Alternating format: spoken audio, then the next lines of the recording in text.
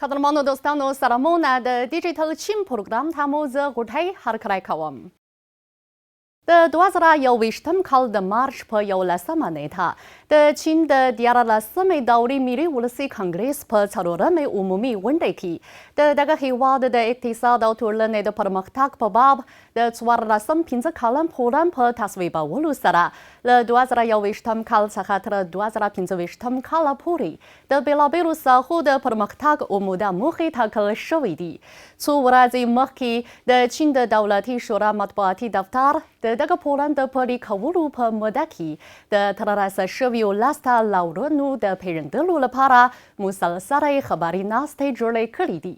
نو زه به په نننۍ پروګرام کې د ګڼو شمېرو له مخې د نوښت په رڼا کې د دغه هیواد د اقتصاد او ټولنې د پرمختګ حالت در وپېژنم. د معلوماتو له مخې د دغه پلان د پلي کېدو په بهیر کې د چین د څېړنیزو لګښتونو د اندازې نوی ریکارډ ټینګ شوی دی. په 2024 کال کې یې د څېړنیزو لګښتونو اندازې د 14 کلن پلان په پای کې د ورته شمېر په پرتله په سلو کې 50 زیاتوالی ښودلی دی او د زیاتوالي اندازه یې 1200 میلیارد ینو ته رسیدلې ده.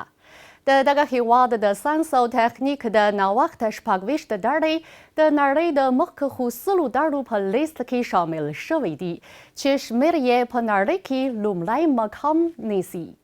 په دغه هیواد کې د عالي او عصري ټکنالوژي په برخه کې د تصدیو شمېر 460 ته رسیدلی دی. د دغه هیواد شرکتونو د مصنوعي ځیرکتیا د انرژي اساسي واحد د انسان وړونکي فضانوردۍ چارې او د لرې فضا د اکتشاف او څېړنې په شمول ساحو کې د نړۍ نوي ریکارډونه ټینګ کړي دي. په همدې موده کې د چین د اقتصاد قوت په ښکاره توګه اختلای شوی دی. د اټکل له مخې په 2025 کال کې به د چین د اقتصاد عمومي اندازه شاوخوا 140 میلیارده ین وي او په تیرو 5 کلونو کې به یې د اقتصاد د زیاتوالي عمومي اندازه له 15 میلیارد ینو څخه زیاته وي. په دې مناسبت به هر کال د نړیوال اقتصاد په زیاتوالي کې د چین خدماتي انډول شاوخوا 10 سلنه وي. د اقتصاد د قوت له لحاظه چین د تولیدي صنعت، د مالونو د سوداګرۍ، د بهرنیو اسعارو د ذخیرې، د انرژي د تولید او د روزګار په برخو کې د نړۍ لومړي مقامونه نیسي.